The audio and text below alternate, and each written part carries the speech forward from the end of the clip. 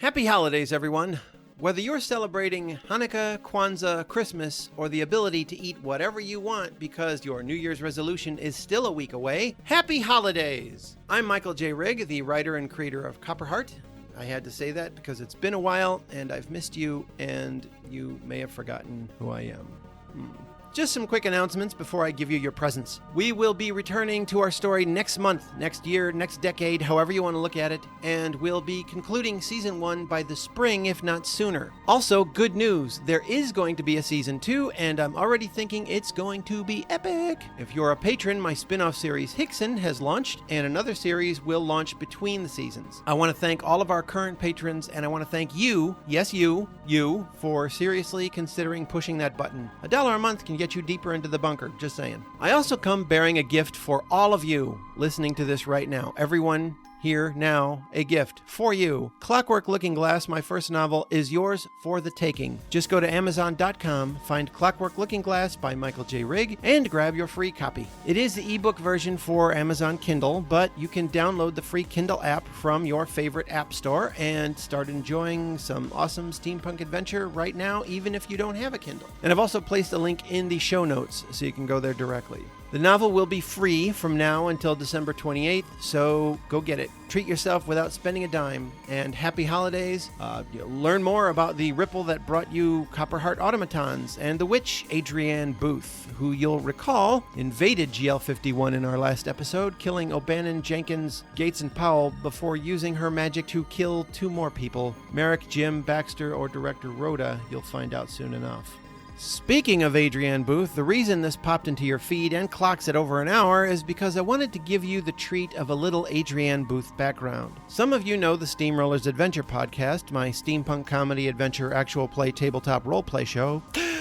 And some of you may be considering it out of curiosity of who Adrienne is, where she came from, and peek into the world Eden came from. Steamrollers just celebrated our 200th episode, and looking back through old files, I found this from July 11th, 2016. It's a recap show that covers the first 13 episodes and not only gives you a good primer for what Steamrollers is like, it also gives you a little bit of backstory on Adrienne Booth. For COPPERHEART fans, what you're about to hear is canon and is a quirky, different look at what lies inside another ripple. If you don't care for actual play podcasts, this will give you a chance to see how Steamrollers is different from D&D. And if you still don't like the show style, then this will be good enough to tell you what you want to know about the ripple of gears, clockwork, Tesla towers, and ghouls and witches. Happy holidays, everyone. Have a safe and wonderful new year. We'll be back in January.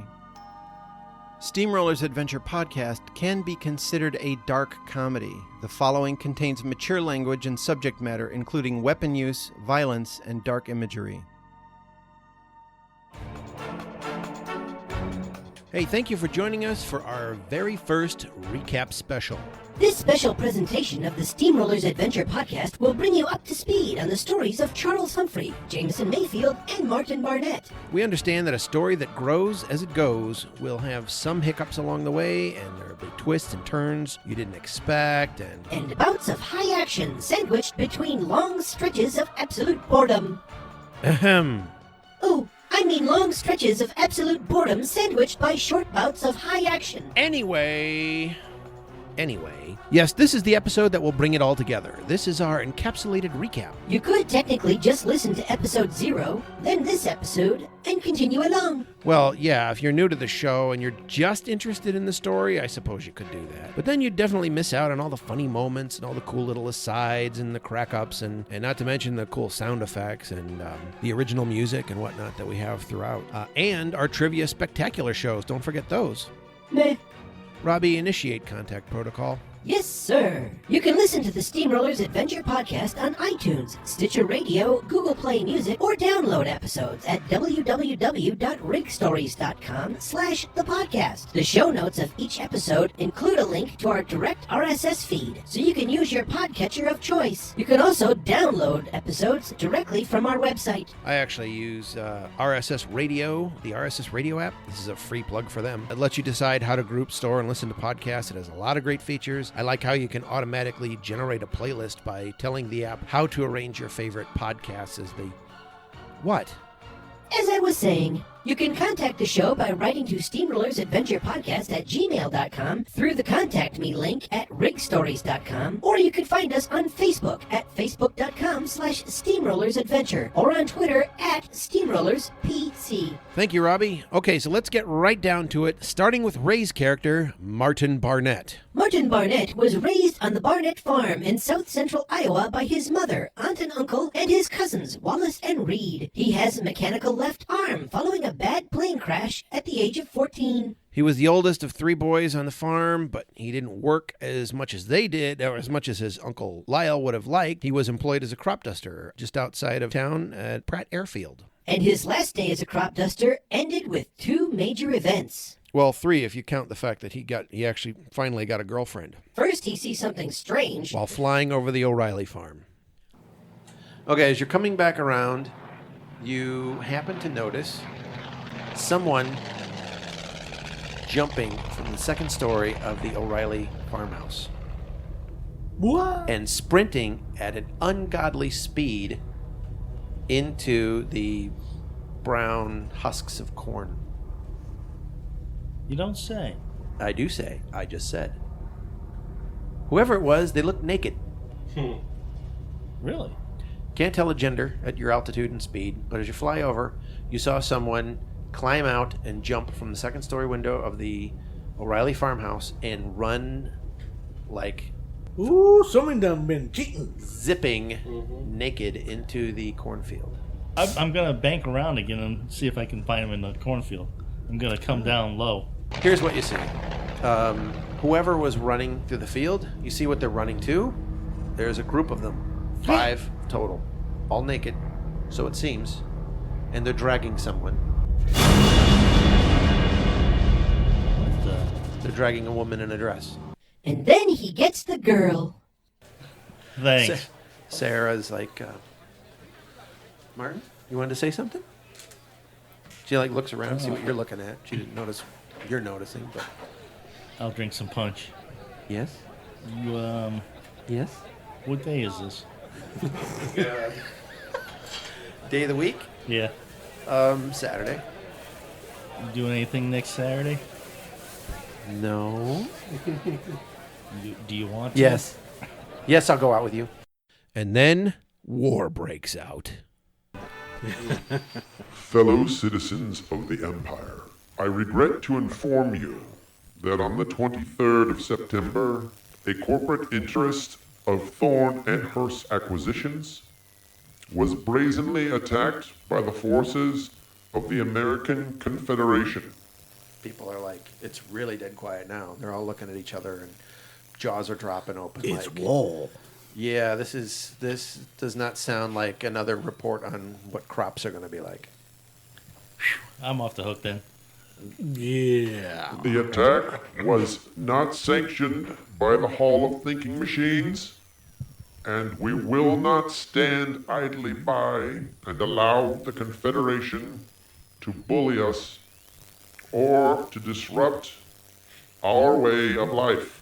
2 days ago, our appointed speakers to the machines were detained outside of Baton Rouge and denied access to Eve. No. We have no recourse other than to declare an act of global treason and prepare ourselves for war. Though I regret the necessity, effective immediately, I am authorizing the Imperial Union Code Conscription Act. All able-bodied citizens aged 14 to 54 I'm going to get down on my knees. are to register at the nearest conscription center. You don't have to. Yeah, then there's a lot of chatter, people talking as the Emperor's voice goes into sign-off mode. And then a sky captain recruits him as a fighter pilot. So you're saying we're all involved anyway. You could choose not to be. You could stay in your nice cushy farm and piss all over the crops as you've been with your pretty little junk plane, but just give it time, and if the Confederations pull out ahead of this, and let's face it, they've got more manpower than we do, they're going to burn everything that you know and love. And I hate to think of what they would do to that pretty girl in there. I'll tell you what. He reaches to the wings on his breast Yeah. and unclips them. And he clips them on your shirt. You take those. Those are the wings of a sky captain. Think about it. How long do I have? 24 hours. Despite the sudden buzz in town about the onset of war with the American Confederation, Martin is determined to solve the mystery of the O'Reilly Farm incident. So he gathers up the oldest of his 2 cousins, Wallace, and his new girlfriend, Sarah, and they take the family car out to investigate. Keep in mind, at this point, it's pretty dark out, and they have no idea what they'll run into out there. But Martin is determined to prove that he had seen something. Another distraction in town allows them to make a quick run for adventure without their parents catching them. Right. A line of emergency vehicles speeds out of town toward a fire at a local dairy farm. Moments later, Wallace, Martin, and Sarah arrive at the O'Reilly farm under a starry sky. The house is dark, and the door is unlocked. And lights come on downstairs. All right. It's in the foyer. Foyer? The foyer. Want to call out and see if anybody's here? Sarah is like behind you, like clutching you, like scared to death. And Wallace steps in. He's like, Mr. O'Reilly? Mrs. O'Reilly? Anybody? John? Do they have a phone? Nope. They didn't have a phone or a telegraph. He steps in, moves to the room to the right is the dining room. Shines the light around in there. There's lanterns. He finds a lantern, some matches, lights it up. Turns, gives the lantern to you. All right. You know, got a handle on it. How good this going to do me? Do you want to take the torch? No, I'll take the lantern. All right. At least I can swing it. Next room is the kitchen. Okay. Dark, no sign of anything. Next room, circling around, would be the underside of the stairs. There's a door that goes down to the basement. That's a crack. Crack. It's dark, yeah. The door's ajar. Door is ajar. Oh, Going down into the basement. I think nothing's down there. You're all going to die down there. Nothing ever happens in the basement. No. The hell was that? Something running upstairs. I said something. I'm sorry. I meant someone. Obviously, it's someone. Sarah screams again. Whirls around. Wallace whirls around with the flashlights. There's lights flashing everywhere. They're like spinning around, trying to, shining up like you're going to see through the ceiling that what's running upstairs. Then you hear like a thump outside, like on the ground. Yeah. And then you hear corn stalks. Grab a glass of water with you. So they rush outside where Martin has seen the naked man jump from the second-story window. Keep in mind, they never investigated upstairs nor in the basement. It won't be until much later that we find out what happened there. All right, roll a 20. 11. All right. Not that time. As you whirl around to, when you're just holding the lantern in your right and the poker in your left, as you whirl around, there's a blur. Something jumps down, grabs Sarah by the shoulders, and rips her to the side. Wallace's lights shine on it. It's a man-ish thing, about 4.5 feet tall, maybe a little taller. Gray mottled skin, scars all over its body. It's wearing like a loincloth that seems to be crudely sewn out of flesh. Oh, lovely. It has long feet with sharp toenails. It has long nails on its fingers. Eyes seem insanely crazy. What kind of eyes does it have? Crazy eyes. I mean, humanoid eyes or? The eyes of a beast. Like the eyes of a feral human. They fight for their lives against a handful of vicious, slavering ghoul-like monsters. Robbie, tell the folks about ghouls. The origin of ghouls, as explained in the novel Clockwork Looking Glass, depicts the diminutive monsters as the failed male members of a government project to create magic-wielding weapons out of children. The Imperial Chemical Corporation, known as Glass and Christian, kidnapped scores of children and subjected them to years of torturous experiments. Kind of like what they did to Wade Wilson in Deadpool. Okay. Many of the girls who survived became witches, and some of the witches became extremely powerful. More on witches when we get to the Jameson Mayfield story. Yes, but the boys did not become what the GNC scientists and mad doctors had hoped. Instead, they became carnivorous, underground-dwelling, mutant cannibal killing machines. The monsters grew into hordes of night-stalking beasts who would kidnap women for breeding purposes, because there are no female ghouls. Yeah, so Martin, Wallace, and Sarah have a run-in with these horrific monsters. Total? Yeah. Dice. That You're one's bleeding, you're getting weaker. Roll a 20. Roll 20? Yep. 17. Maybe that's the good news. All right. This time you clocked it in the head and spun it around. You get an extra attack. Oh! That's hurt. Roll 20? Yep. After successfully beating back the beasts, our trio gets into the car and rushes to where they had seen the fire. In the hopes of gaining assistance from emergency services. Correct. They're injured and panicked, but now Martin has more witnesses to what happened at the O'Reilly farm, and he hopes that he could get some help from the local authorities. Unfortunately, the strangeness of the town only gets thicker when they meet a military roadblock preventing them from getting to help. All right, folks, I'm going to need to see your identification. So, one at a time, starting with you, sir. He points to Wallace. Step forward, empty out your pockets. And Mensky has his rifle pointed at you and Sarah, like from the hip, but obviously keeping you covered. Do we look like we're threatening? Shut up. Defeated, dejected, and also a bit mystified by Martin's rapid healing process. Again, like Deadpool. Robbie, we recorded the show long before that movie came out. But And I'm not a comic book nerd, and I have never read any of the Poole stories. Still, I do admit the similarities are there, but then again, Martin's origin is a lot like any other superhero story. The question is, will he become a hero? Okay, so he and Wallace and Sarah return to the Barnett farm, only to find a government overseer is on hand to dish out military post assignments. Martin Barnett. In the cupboard, in the corner. Yeah. No service. Must be because of my metal arm. It is. They don't like your robot arm. Your 4F. Oh. You can swallow it, Uncle Barnett. Thank you, Uncle Barnett. What else do I have here? And let's see, who else do we have here? He We looks said around. nothing about Sarah. Oh, Sarah DeLeon, 102nd Armored. Armored?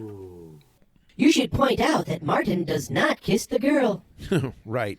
Much to the laughter and jibing and pokes of George. Instead, this happens. Take the coat and hand it back to her and tell her to keep it. She clutches it to her chest and her eyes get all teary. So, I may not be a smart man, but I do know what love is. that one's staying in. Oh. I'm going to miss you, Marty. I'm going to give her a hug. Okay. She'll hug you back and kiss you on the cheek and then turn around and run. All right, so after everyone disperses, hangdog expressions leading them out into their last night as Imperial citizens before they become members of the military machine, Martin decides to go track down Sky Captain Klein and take him up on his offer of service, despite being branded 4F. With Pratt's airfield closing down for government use, the only way Martin's going to fly is if he joins the military. So he and his mother head out to register for military service. What, Robbie? I'm stuck on your use of the expression hangdog. Robbie? Oh, all right. It is at this point that Martin's mother reveals a vital bit of background information, and we discover how he was able to heal so quickly after the run-in with the ghouls. Martin, you're Spit it out, woman. I think I'm going to turn the radio. not human.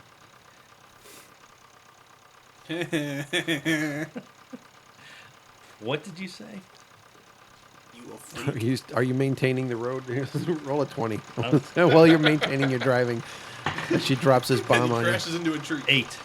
Do I get any bonuses? I was going to turn on the radio. Do I get +2 for that? No. There is no radio in the car. What do you mean I'm not human? You, Our dog? I feel human. your father was born of a ghoul. Your grandfather, Victor, was a ghoul. My what? Your grandfather was a ghoul. Yeah, you're a quarter. How? You're a quarter ghoul.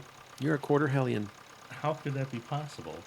So they get into town, have a heartfelt parting, and Martin finally meets with Wing Taquito, a kite pilot officer from Tornado Base, Iowa, who agrees to bring the skilled young crop duster into their ranks. A long time passes, and Martin trains as a fighter pilot with his new friend and rival, Charlie Dodge Stoddard. He has not seen or heard from his mother, cousins, or Sarah since the declaration of war. Right. And war hasn't officially begun. So far, there's just been a lot of clandestine training, preparation, planning, etc. It's as though the Empire was gearing up for something huge, but secretly. Oh, you find out in George's story that he's behind... Save it, Robbie. Yeah, so then one day Martin is greeted by his old friend, Sky Captain Klein. Klein, along with a government agent named Fox, say they want to recruit Martin to finally get to the bottom of what happened at the O'Reilly farm a couple of months back. Martin agrees, says his farewells to Dodge Stoddard. Then this happens. You should just talk to him, you know? Okay. Do you put your hands up or anything? Yeah, I'll put my hands up. All right. What's it all about? I thought we were here to get the files. Hacksaw says, No, we're here to close a file. and you look at him, and he fires once right into your chest. You feel the bullet sting through your chest. Your legs disappear. You fall to your knees. Your arms are, your one arm is really weak. And then Fox fires again. That one goes right into your chest. You slump over backwards, and then Hacksaw walks up to you and goes, blind, deaf, nothing, dead.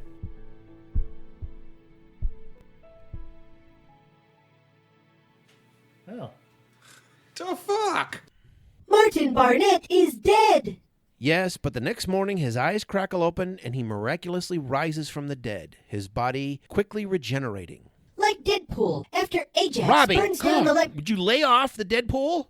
Anyway, he comes face to face with a young, dark-haired female Imperial officer who introduces herself as Shade. Shade is a witch name. It is. And she's not alone. With her is a stoic, silent, mysterious stranger named Jameson Mayfield. Shade introduces herself as Adrienne Booth. She and Jameson represent a rebel movement growing to unseat the strongest military-aligned corporations in the Imperial North, particularly the company they both work for, Thorne and Hearst Acquisitions. Martin, still reeling from dying, considers this as he rests to regain his health. But then, the diner where they're hiding out is attacked by... Hey, tin box of spoiler cogs. Shut the fuck up. That's as far as Martin's story goes up to this point. For now, all right? Yes, but then the really exciting turn happens when... Folks, why don't you enjoy a word from this week's sponsor while I pull Robbie's key? All right, we're back. Okay, Robbie, who's next? The Adventure of Jameson Mayfield. Tell us about him. Jameson Mayfield was born into a large, wealthy Confederation family in the Deep South. And though his father had money and his mother was a lady of grace, the true political power of the Confederation, he chose to set out and find fortune in the Empire, the undisputed core of capitalism in the entire world. So, he set out with just the clothes on his back to become a powerfully successful man, all on his own, without the help of his parents, much like foolish children of this generation. Robbie, no commentary. Exactly. And that's what led him to the imperial capital of New York City. He spent years building up his street smarts, winning back-alley pugilistic competitions to get enough money to buy food. Plain toast. Yeah, apparently that's his favorite food. So he saves up every dime and penny to get a flashy suit and decides, fuck it, I'll start at the very top. So he goes to interview at Thorne and Hearst Acquisitions, the #1 corporation in the IUS. But there was something strange about this interview right out of the box. Sitting there with your hat in your lap, clock ticking. That's fine. I'm a very patient person. A body falls past the window. Whatever. Seriously, how do you react? You see the body of a man fall past the window. I would just glance at it and be like, my character's very calm. He's calm. He's very... Or he's had something. I'm trying to get the job as a corporate detective. I have to be aware and calm and... For some reason, Stanton Davis, a Thorne and Hearst agent and interviewer, immediately took to Jameson's extremely cold, calculating, and vile streak. I mean, here's a man unaffected by death and the harsh cruelties of the corporate empire. He is teamed up with a senior investigator named Daniel S. Booth, who goes by his middle name, Samuel. Right, yeah, interesting trivia fact there, Robbie, thanks. And he is immediately put to work tracking down an embezzler from the company. Jameson and Booth follow a set of clues that lead them to the mid-level accountants for Thorne and Hearst. But when they go to confront the man, this happens. All right, here we are. Frederick Gressman. He steps in front of the door. A hole this big, splinters, other small holes around it. There is nothing left of Booth's face. Oh, no. He's thrown back against the wall from the blast of the shotgun. Is gone? What? Oh, All that's left is the mustache. Big mustache. The mustache is stuck to the wall behind him. Oh, wow. No. His body slumps back against the wall, slides down to the ground. You hear the cocking of a shotgun. He's gonna take his weapon. And when he slumps down there is a pistol in The shoulder holster? holster that you see. Cool. So what do you do? I'm gonna try to do a roll on the ground and grab the pistol and end up on the other side of the door where they can't see me. Okay. Let's roll a 20. And that's when Jameson wakes up.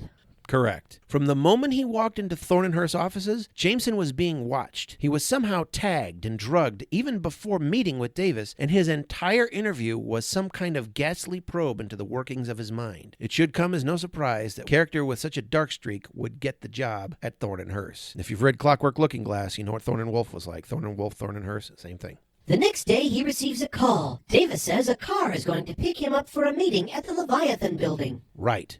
Except the car of thug-like men in black suits and trench coats don't take him to the Leviathan building. Instead, they take him to the New York Harbor, the yacht club. He's cornered, and this happens. 6 at all. You know, he's going to be dead before we meet him. I got a 6. Oh, my God. Blew the guy's head off. All right. You grab the one guy. You got him in a real good chokehold. He, goes up to hold your arms defensively, but he's a very effective shield. The other hand swings back, and basically, without even looking more than a glance, you fire a single shot right between the eyes. What type of gun was this? It's like a .38 revolver. Okay, I was hoping it wasn't one of those big boom booms. Oh, like the one? Yeah. Yeah. And now No. there's a hole in the yak. No, it's not a gearbox hand cannon. There's a hole in the sky now. No, you pretty much blow the guy with the billy club away. He crumples down behind you. What do you do now? I tell them that, gentlemen, this can go two ways. You could explain the situation, or not all of us will be leaving. That's apparent. The one guy's dead already. Before anyone else dies, Jameson is met by a guy named Travers, one of the heads of a rival corporation, Roebuck and Wellington. Travers offers Jameson a huge stack of cash if he'll essentially come to work for R&W, presumably as a double agent. Just as Jameson agrees, I have connections. So, would you like to join a winning team? Absolutely, sir. Ask for more. Really? Well then, I'll just make sure that... all of a sudden, there's the sound of breaking glass. The Somebody sound threw of a rock? breaking glass as the portal, there we go, the portal word again, the porthole, Porthole. gets a bullet hole in it, and a hole appears right in his forehead, perfectly, as he was moving. His head snaps back, his eyes kind of glaze over, and he slumps in his chair and falls out of it. Oh, you just committed murder. And then you hear the shot. Better get down. So it's faster than the speed of sound. It's from a long distance. Quite a distance away. You can pocket the money, yes. Cool. Oh. I'm pocketing the money, along with grabbing the pistol that was on the desk. Okay. Yeah, check out the other drawers. Take it all. So Why what? don't you sail away in the ship, too? So then what do you do? Well, I'm going to drop to the ground, away from any portholes. Mm-hmm. And I'll check to see what's on his person. Not even cold yet. A pocket watch. He has a corporate ident, a identification that make him the number 2 acquisitions officer for Roebuck and Wellington, is essentially putting him equal to Mr. Davis, who interviewed you. So now they have a position open. You should apply for that. Maybe a couple $100. Okay. Doesn't seem to be a lot of commotion or anything because nobody really heard what happened. And then outside this cabin, you hear a body fall. And it rolls down the narrow steps where you had fought the guys before. And It must be Cecil coming to get you. it was the guy who you gave the bloody nose to at the back of your head. His body falls back and his head turns toward you, and you see he has a perfect bullet hole right in the middle of his forehead as well. And he had tissues stuffed up his nose to staunch the bleeding from your headbutt. Well, Not that it would help now, and you can't really stuff any tissues into his little brain hole there. He is dead. You hear shouting, a couple of gunshots, and a couple more bodies fall. Shots immediately stop. What do you do? Going towards the stairs. Okay. At the very top of the stairs is another dead man with a bullet hole perfectly in the middle of his forehead, just like the other ones. Maybe you're in another dream state. Whoever this is a crack shot, though. Mm-hmm. Let me say, it's a good shot. Yeah, and you are hearing the echoing shots, like sometime after the impact, indicating that this person's very far away. That's making these perfect shots. So, do you go up above deck? Could I just kind of look to see? You can, and you see everybody's dead. Oh. You have the very clear impression that you're completely out of danger. That whoever was taking these shots was not meant for you, yes. Here comes a car. Okay. Oh, jeez. It's A your black valet. sedan, just like that first one, is pulling up behind that one. It seems to slow down, and whoever's driving it flashes the lights twice, in signaling you, evidently. What do you do? You're standing on the gangway as you were heading up. I shall take the gun and place it in my coat and walk towards it. Okay. The driver's side door opens on the vehicle, and a short woman in a black coat steps out. Her hair is So it's drawn not back Nigel. in a Mrs. black bun. Mrs. Adriana Booth. Miss Adriana Booth. Miss Adriana Booth. She steps around and, His daughter. That's she, right. she says, "Thank God you're okay." It was her. She's the sniper. Well, yeah, she is. She has a long-barreled She rifle. has a sniper, yep. I remember that. Oh, awesome. I'll tell her. And though you don't see it, she has it on her. Oh, compact. It where collapses. could that be That's hiding? awesome. Well, Glove check. she says, I was aiming for you. "It was lucky that I was able to find you here, because when I got to the hotel where I was supposed to pick you up, did Miss Timson or anybody tell you that I was to be the driver?" No. Well, They at just least said you're a vehicle would okay. be waiting. She looks past you and she's like, "RW? Is this a Roebuck in Wellington?" Adrienne Booth, daughter of Sam Booth and member of the Witches' Arsenal Corps, is the one... Though Jameson doesn't realize she's a witch yet, and doesn't know that her sniper skill was actually some kind of complex bullet wish spell. Right. She wants to know if he was going to take Travis's deal. It seems she's just as shady as Jameson. You know, it fits. Her name is Shade.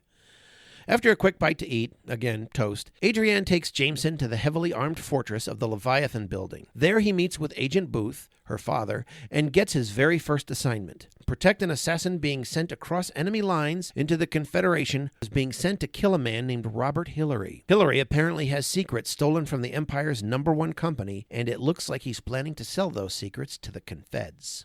The assassin? None other than the witch sniper, Booth's daughter, Adrienne. Right. So Jameson is given a very slick sword cane, a suit of clothes, a sack of Trinity Bibles, and the undercover identity of the Reverend David Clawson, with Adrienne posing as his wife, and the two become a pair of Confederate citizens looking to fly back home to Atlanta. But they never make it to Atlanta. What? What are you going to say? Say it. Everybody thinks you're a Confederate. Maybe you can enlist to help with the other people. To Stage a riot.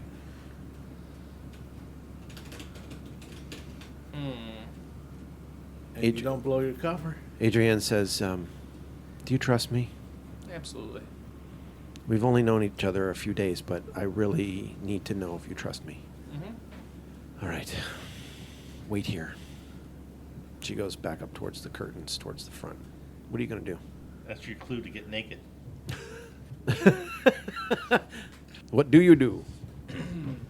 I'll just make sure that my staff is, Uh-huh. You mean your walking Rod? stick? my Yeah. walking stick. Right. Sorry, I said staff. There's a difference. Yeah, my walking stick.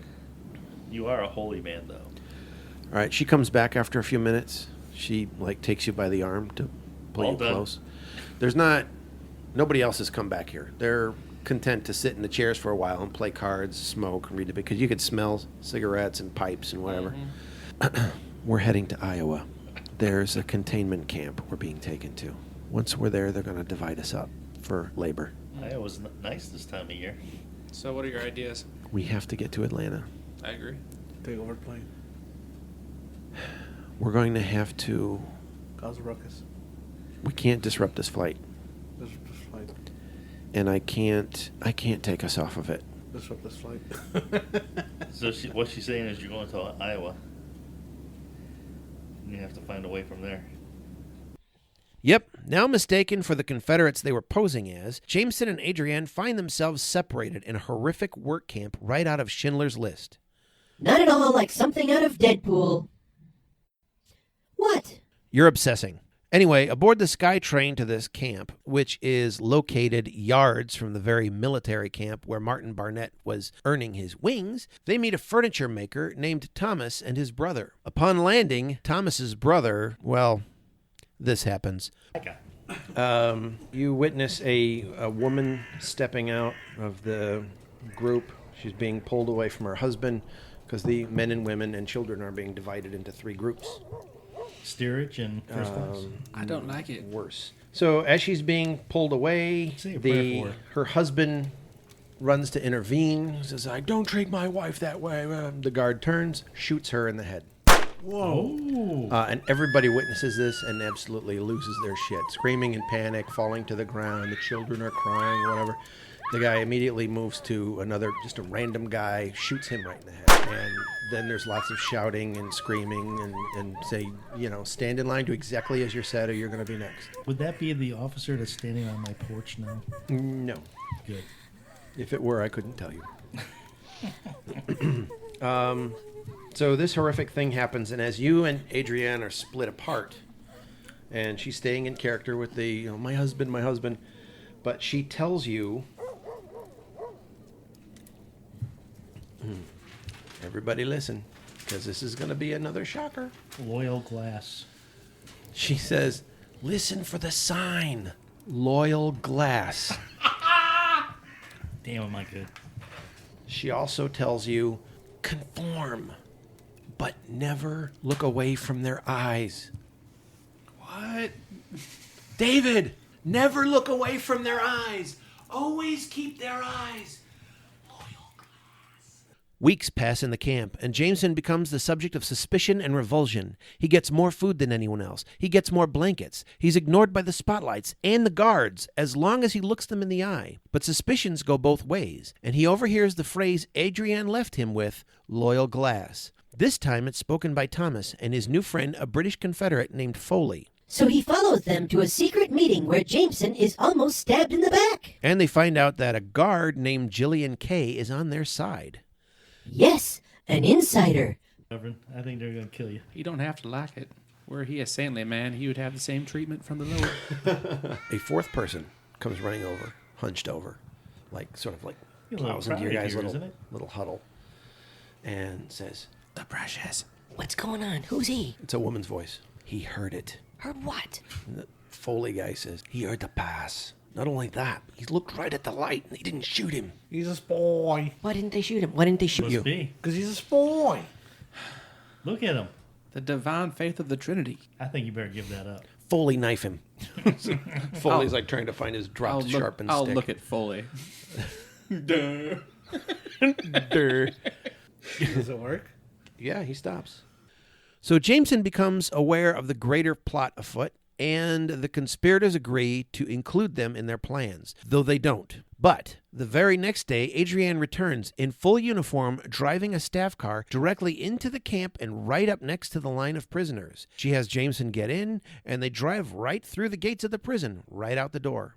It's time for her to tell him that she's part of the rebellion as well. Or seems to be. She has secret knowledge that has tipped certain scales in her mind.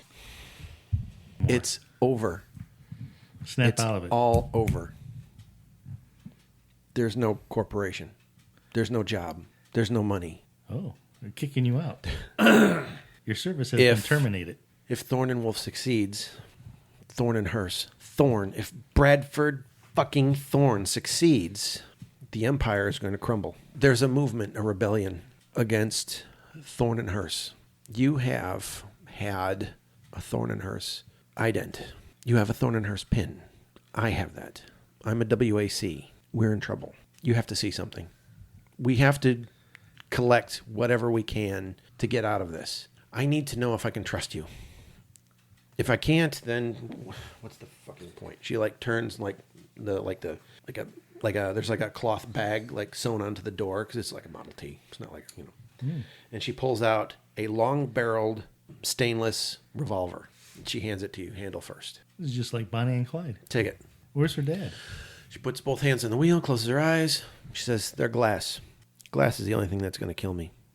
You can get rid of me. You can take the car, take a train, take a fucking SkyTrain, airship, go back to New York, tell Bradford Thorne you saw the whole thing, blow the whistle. I'm sure he'll promote you. All you have to do is kill me. Now's your chance. What do you Get do? all that power that you always wanted. That's right. All the money you've always wanted. All the women. I would just place the gun in the glove box. If there even is a glove box. Yeah, there is. Yeah, just put the gun in the glove You'll box. have all the gold you can eat. Uh-huh. She opens her eyes and looks at you, knowing that now she's not going to be shot. And At least not today. She wasn't going to be shower guard. well, yeah, she could have been. Let's You be could have done honest that. here. You're getting softer in your old age. Just because our Canadian friend drew a picture of her doesn't mean that she can't die. I mean, look, I know. Martin died. I know. Bringing that up again. Sorry. She was going to draw you next, but it's not. I know. She can draw me on the ground with X's over my eyes. All right. To be totally honest, guys, I didn't say I needed power in Thorn and Hearst. I just need power. Well, that would have been a great way to get it. She puts the car in gear, heads out again. She says, we have to get as many people. And she also knows where to find someone who can help them. Martin, Yes. Shade comes in. She goes, oh, good, you didn't leave. Are you all right? I'm feeling I brought better. you some food. She produces a bag out of nothing. Oh, I looked at him first. Yeah. What do you do? How's that? You are, Yeah, I can't eat that. A bag of food? yes. Ooh, well, I'll reach in and grab some because I am hungry. Okay. It's fresh fruit, mainly. I'll get my color back into my face. Yeah, a little bit. It's not too cold in here anymore. Good, good. She says, You're so great. this is Jameson. My given name is Adrienne Booth. Okay, Shade.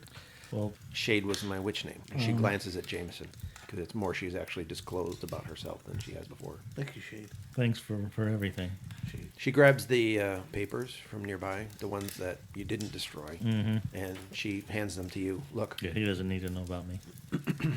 I'll shift through all the papers. it's a ghoul attack. Not only that, he was dead. They shot him. She points out the window. Actually, coming in here, you saw the two bodies, and you know it was her handiwork. Headshot. She mentally headshot him, and they brought him out here to execute him. I figured we could use him with what we talked about. Someone with that kind of regenerative power.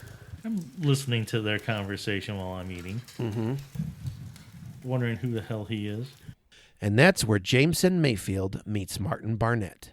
And now that two of our three players have come together, it's time to enter my contest! Throughout the Steamrollers Adventure podcast, the guys often slip into impressions from movies, disjointed lines from movies, or off-the-wall movie references. I have collected 25 movie references and edited them into a 50-second block. You need only guess as many movies as you can. To be entered to win an autographed copy of the paperback novel Clockwork Looking Glass, the book that launched this podcast. Send your guess to steamrollersadventurepodcast@gmail.com with the subject line 25 in 50. You may also visit www.rigstories.com and click the contact link and use the subject line 25 in 50 in the submission form. One winner will be drawn at random, so enter often. Best of luck. And now, 25 movie references in 50 seconds. Good luck. 4 fried chickens and a Coke. Soap, not lie. Stay gold, pony boy. Matt Damon. May the odds be ever So in out your of- favor. You sure got a pretty mouth. Greater honor for me. You must be the Francisco sister. Buku movement. Erno, I'm sick of talking about you. Groovy, baby. She's a very good driver. She thought your name was Calvin Klein. Anakin Skywalker, Obi-Wan Kenobi. I know I my look shit, like but you're Scott. So you do not be a little bit jumpy. There's a snake in this motherfucking plane. Damn your eyes. Too late. It's a fine idea, Pinback. There's a snake in my boot. The bear Jew. The bear chew. Central Services. We do the work, you do the pleasure. All you do is squirt a few and you let me go. I got nipples, fucker. Can you milk me? Molly. Or swing away. No, looks, No. yeah, I'm gonna, Swing away. Treasure ball! Treasure ball! Good luck. Welcome back, folks. Okay, now it's time to hear the strange tale of Cecil B. Griffith, Alias Reginald Gray. alias Charles Humphrey, alias Dr. Elias The Carson. point is, George's character spends most of his story trying to figure out who he really is, or what he really is. And that's important because bad things happen when he blacks out. But before we get to that point, Mr. Humphrey, at this point Cecil, had to get to the Empire. He believed he was defecting from the Confederate-aligned Great Britain, so he sneaks aboard a Russian freighter and ends up on a beach on Nantucket Island. There, he is greeted by who becomes known as the Crazy Crab Man, who not only knows his current alias, but also seems to predict a future where Cecil will rain blood down upon the entire world. Oh, But he's like almost like he's cowering hiding behind you, and he's she's here somewhere. I saw her face. I saw her ghostly white face. She's staring at me. She's coming for more me. messed up than She's mine. looking at me. Well, why don't we leave this island? No. If you leave the island, she will pull you underwater and you will drown. Well, how about we just walk? No. You can't. You can't. Cecil. He called you by name. How do Father? you know my? It's his dad. Cecil Bernard Griffith. Yeah, he like calls you by name. Crazy wild-eyed guy I calls think you he by read name. your mind. And how do you know this? I know about the fire coming down from the sky and the explosions of blood. Dear Lord. The explosions of blood. Your glorious explosions of blood! Why?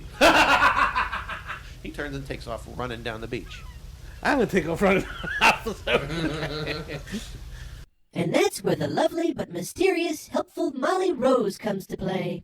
Yes, he gets to the lighthouse and is welcomed in by Molly Rose, who is someone who takes in wanderers looking to defect to other countries. That's where Cecil meets a Confederate colonel by the name of Mitch Jackson III. He takes another big bite of the stew, looking at you.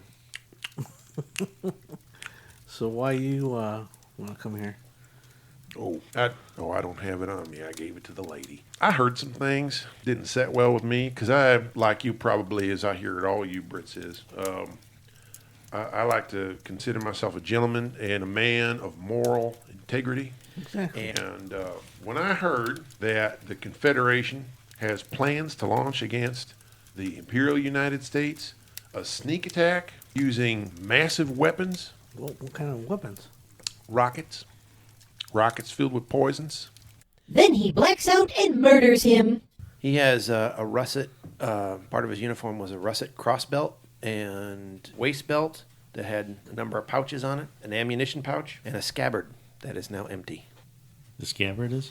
Yes. There's something in your boot. I'll check my boot. There's a snake in your boot. There's a snake in my boot. Yeah, you're about to go out a window, Infinity and Beyond. I know. I can fly. There is maybe a foot long dagger, Confederate. It's got CF engraved on it for Confederation, and it's Confederate military, and it fits that scabbard perfectly, and it's bloody. Roll a 20. 11. Natural. You suddenly have a flash. You're somewhere else. It's dark. You're knee deep in seawater, and you hear him say, Colonel Jackson say, What are we doing out here looking for this crazy crab man? You whip around like a helicopter and right across his throat. And he falls to his knees in the ocean. As he's falling forward, you grab his hair, shove his face underwater, and you hold him down until red starts to, even though it's dark, but when the lighthouse beam goes by, you see the red coming out. Confused by his situation, and at this point almost accusing Molly of having something to do with it, Cecil is ready to bolt with the battle plans he took from the deceased Colonel Jackson. He had a punch card that told of a sneak attack the Confederation was planning to launch against the Empire, and Jackson had come to warn the Empire to keep everything fair and all above board. But he was wrong on all counts. Indeed. Cecil lucks out in that Molly provides him with an alias and a job in New York City. From there, he will bide his time until she can provide him with the name of a high-ranking military official. But Cecil's blackouts become more frequent and worse. True, and all in one fateful day, which he lives out backwards, an idea I borrowed from the movie Memento. Robbie, tell him. Memento is based on the short story Memento Mori and starred Guy Pearce and Matrix alums Carrie Ann Moss and Joe Pantoliano. It was released in 2000. The story essentially progresses in reverse order so that the audience can live through the same short-term memory loss obstacle as the main character. Yeah, so since Cecil, or Humphrey, whoever, is suffering from blackouts that mimicked short-term memory loss, this segment of his story progressed in reverse, starting here. 5 p.m. And then you would hear dripping and like an echoey sound, like the kind of sound you would hear in a sewer. Okay. And as you open your eyes, Is he waking up from under a blackout? you are in a sewer. You are in a New York City sewer. It's round stone walls. There is a grate not far from you going up the city street, and you hear horses and, street buskers and people passing by. But wait, there's more. Oh, good. There is someone with you. Oh. A man sitting on a box wearing a perfectly coiffed three-piece suit with a tweed jacket and a nice plaid vest underneath. He even has a carnation in his jacket. He has, a nice tie. Very neat, clean, proper black hair, neatly combed underneath his hat, which is a bowler. He's got a bowler hat. Also very neat, nice little feather in it. He has a nicely trimmed mustache. Did I seem surprised, or? You should be, because you woke up. Not only did you wake up in a sewer, you woke up across from what appears to be an English gentleman. I'll stumble backwards from where I was at Maybe he can tell you what happened. and ask, "Who are you?" Well, sir, I am surprised. He must be your butler. Honestly, you don't remember me? No. Then what you said was true. What did I say? When he speaks, there's a peculiar hollowness to his voice. You immediately peg him as a cogman. Okay. He is an automaton. And he looks extremely human, perfectly human. You can only identify it a little bit in his voice. There's a slight modulation, maybe. When did we meet? Sir, we've known each other for years. I suppose, allow me to reintroduce myself. Nigel Edmund Wesley, your batsman. Did I ever have a batsman named Nigel? Nope. Also, essentially, your valet, sir. But I don't remember him. No, not at all. Well, Nigel, I'm afraid I don't remember you. You did warn me that this would be the case, sir. And as a matter of fact, I am prepared. Do you have the password? Maybe he can What play it password? back for you. You were to give me a password, sir. And upon giving me the password, I will tell you everything you need to know. But before that, this happened. 3 p.m. 2 hours prior to last time. You're in a diner on Close Street. Let's call it the Close Street Diner. And you have the feeling that you're waiting for somebody, that there was somebody sitting in the booth across from you, because you see a glass of water there and a napkin that's kind of been rumpled. And also you're looking for Nigel Wesley. A man comes to the table, and he's wearing a black suit that's kind of rumpled. And when you look up at him, as he goes to sit across from you, it looks like he's been punched in the face several times. He says, Mr. Gray, we have a new agreement, right? We have the new agreement? Yes. Good. he reaches into his jacket pocket, pulls out an envelope, slides it over to you. He was in the bathroom cleaning himself off. I'm glad we could settle this without any more fisticuffs. All right, Mr. Gray, you've won fair and square. You have that, and there's no need to bother with us anymore. Good day. He starts to head out. As he heads out, there's another guy sitting back in the corner who gets up and kind of follows him. And he looks like he was punched too. I'm going to get up and follow him. All right. You follow them outside, and you overhear the guy who came out second, talking to the little man with the brown stash who gave you the big wad of cash. He calls him Carson. Rings a bell. Terrence Carson. The guy's name is Terrence Carson. You don't know who he is or what he's with, but the name kind of comes back to you, and it dawns on you he wasn't supposed to give you money. He was supposed to give you a key. The key used to wind up an automaton. Which is for Nigel. Without it, no Nigel. So the second guy who came out says to the little guy, as you're coming out, you hear him say, "And that's it? He didn't shake you down for the key?" And then the guy is like looking past you at him, and he's like, "Oh!" And he turns and he takes off running down the street. Yeah, Carson does. And then the second guy turns and he sees you, and he goes running after Carson. I'm gonna go run after him and Carson. Okay, chase me. I want my key. All right, Fog. Chase me. You will be using your tenacity for your strength and tenacity. Let's go with strength because it's higher. Let's see if you can catch up to either of these guys. Roll 3 20s. He's just ahead of you. You're close enough. You're within diving range of grabbing his ankle and bringing But he him doesn't have the key. down. No, but he's with the other guy, or was chasing the other guy. One of the two. I'm gonna reach back, grab the gun, so I'm running. Leaping across to the next roof. Tackle him. His foot catches on the roll a 20 and use. You can use your Okay.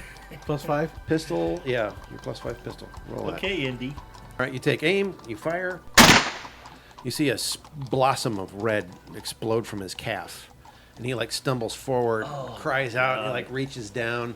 His leg is kind of wobbly, and he's smacked by a truck. Oh! This is he was stumbling, breaking out of the alley, and truck hits him. I'm gonna go down there to see if I can get that key. It's more like a grazing kind of a Are you thing. guys keeping track of your kills? And before that, 1 p.m. It's like 24 going backwards. oh, yeah. Anyway, the jacket is new. And you've just finished combing your hair, washing your face off. You have no idea where you're at or why you're here. Again, as usual, another blackout. Do I have any change on me or anything? You do. I'll grab a towel from that guy. Okay. I'll give it to him. Thank you, sir. What place is this again? This is the building of the House of Cards, sir. Oh, yes. You are in the tournament, sir. Yes. Yes, of course. Just a little nervous. Well, somebody was speaking highly of you because, we don't normally let outsiders in. But you win this hand with Mr. Bowman, and I guarantee you'll get in and be going places. The middle of the room is a small card table with 2 chairs. There's a lamp in the middle of the table.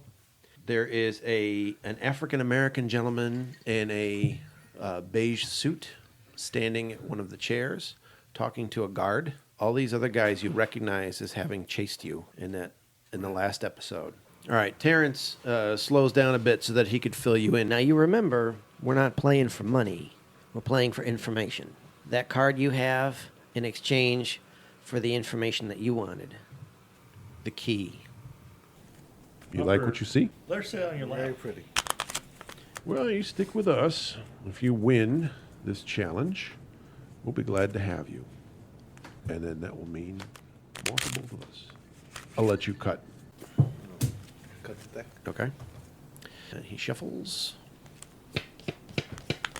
Well, best out of 3, so Oh, that was it then. You have your rights to claim your victory, but I invite you to take this a little further. Sweeten the pot. Shall we sweeten the pot? Pick out one of the girls. The sweetened pot. all right then. This is how you got in trouble in the first place. I It know, leads I on to know. the rest. Some more. He stands up, shakes your hand. I said, can I get my key? Oh, of course. Actually, let me go get it for you. I don't have it on my person. That would be bad form. Carson will bring it to him. right? Obviously, because How am I going to trust someone who's never been in my establishment before? I'll be right back. Mr. Carson will remain here with you. he steps out, as he starts to head out, he mentions something to one of the guards just inside the door, and then he disappears. Make sure he doesn't leave alive. And sure enough, they're all coming up to you, pushing up their sleeves. All right. I know what's coming. Yep. Beat down. They're looking for a beat down. Yep. Now you black out. I wake up, they're all dead. Using a shoe and it's inside the guy's mouth. Carson's like, he's actually backing toward the door as the other guys are coming up, and he's like, we'll have to get you that key another time. I should like to score another deal. Tell you what, we'll pay you to keep it. I'll see you on the other side. Oh, I'll bet you will. And he leaves, which is why later he says the other deal and gives you that big wad of cash. He thought he was paying you off. But Okay. Plus 15. 23, 33, 17. 27. Okay, you like hop up, kick the chair back, whip around with the pistol, bang, between the eyes, right between the eye. Two of them down. The other two guys like stop right away and put their hands up. I tell him to lie in the stomach. Okay. All leading back to the beginning, and once he had all the pieces together, He had the key to unlocking the automaton Cogman's programming. Not only that, he discovered that he was actually Major Charles Humphrey, a decorated war hero of the Empire, who had been sent to Britain as a sleeper cell to launch a massive global strike. it's around this time that he also discovers that he had been reading the card backwards. It actually speaks of a sneak attack being prepared by the Empire against the Confederate civilians. Yeah, civilian targets, schools, hospitals, that kind of thing. Cecil, well now, Humphrey, is a man with a conscience. He was being used. Now, he was an upstanding soldier this entire time, sure, but because he thought he was doing right. This little piece of information, which proves he was on the wrong side, leads him to turn to assist the rebellion. After regaining much of his senses as he can, Major Humphrey returns to his home in Illinois, to Fort Chamberlain, where he could find out more about his covered past. But things quickly turn bad for him as longtime true friend and rival, Colonel Damon Waltrip, attempts to deprogram Humphrey to gain favor with the brass. But the Major quickly figures out what's going on, and with the help of Wesley, the Cockman, puts an end to the uprising. No, you don't get a break. You go where we tell you. You do what we tell you to do. I only have to say one word. The word's catnip. There is like something out of the corner of your eye. Wesley's been standing there, and you hear like this slight grinding sound.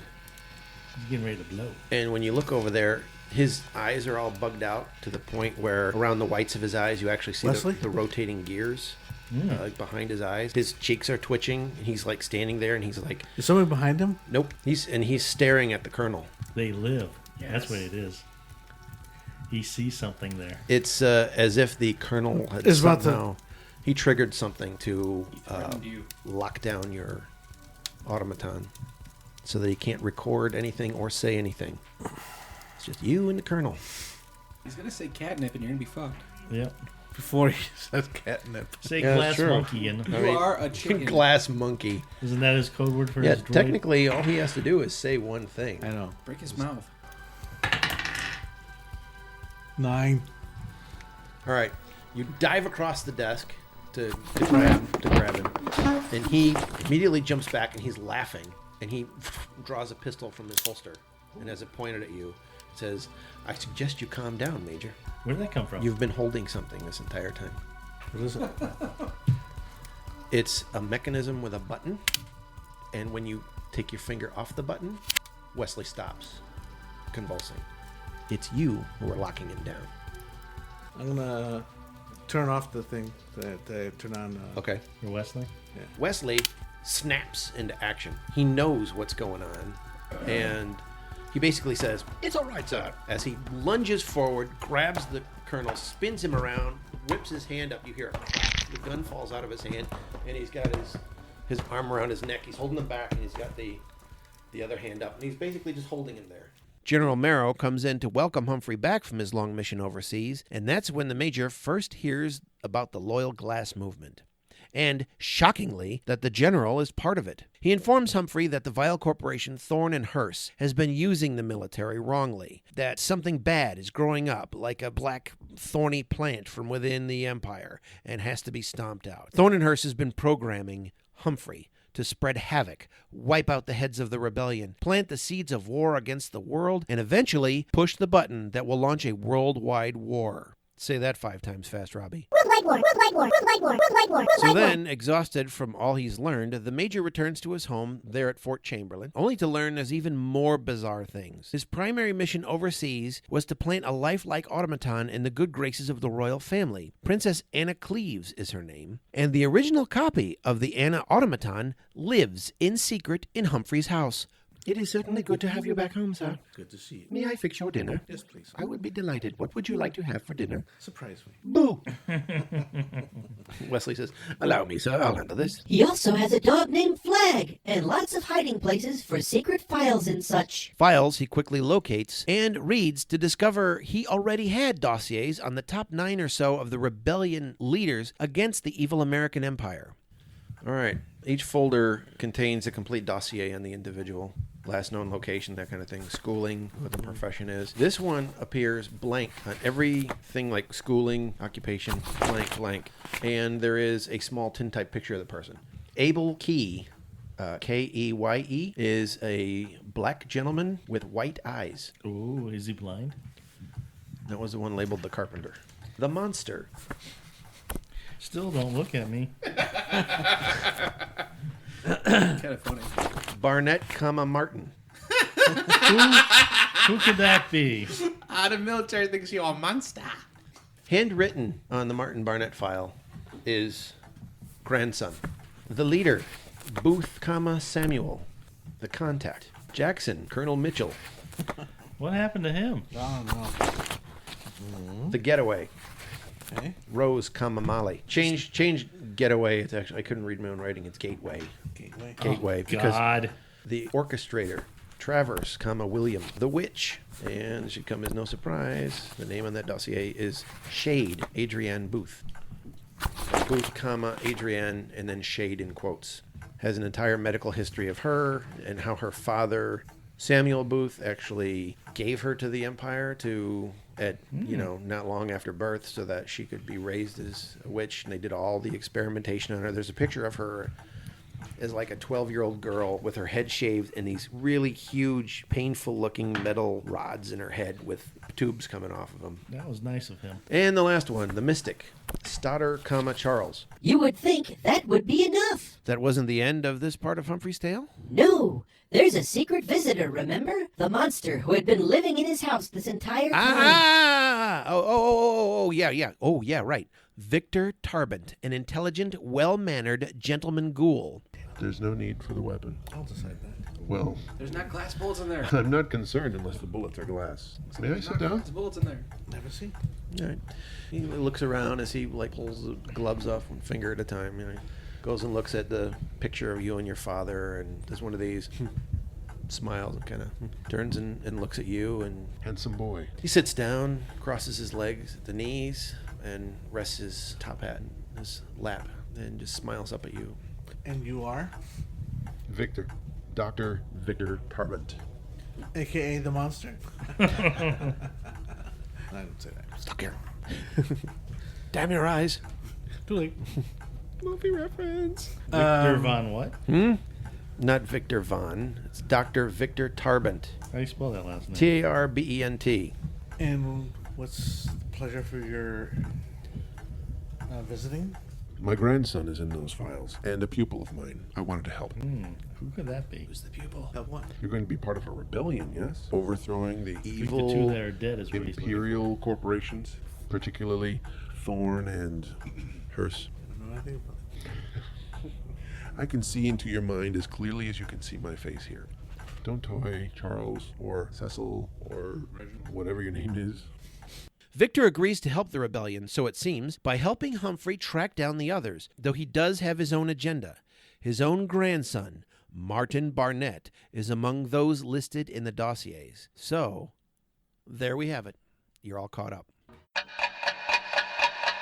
In an age of steam and gears, of monstrous machines and greedy corporations, in a world of automatons and dirigibles and faster-than-sound sky trains, in a time out of time where the Americas weathered multiple civil wars, where armies continue to watch from the brink of the next conflict, It is a reality where witches and ghouls live among thinking machines and walking machines that resemble humans. It's a role-playing game. It's a dramatic radio adventure. It's a comedy. It's the Steamrollers Adventure Podcast, available on iTunes or at rigstories.com.